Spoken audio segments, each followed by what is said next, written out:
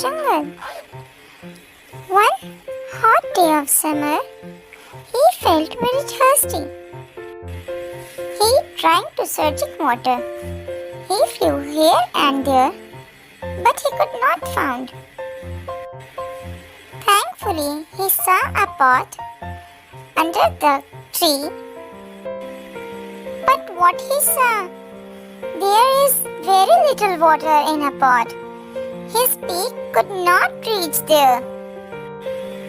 He saw little stones near the pot. Suddenly, he gave an idea. He picked all the stones one by one and poured in the pot. His idea worked. Gradually, the water took up.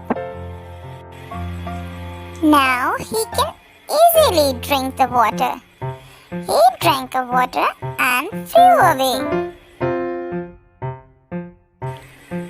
So friends, what do you learn from this story?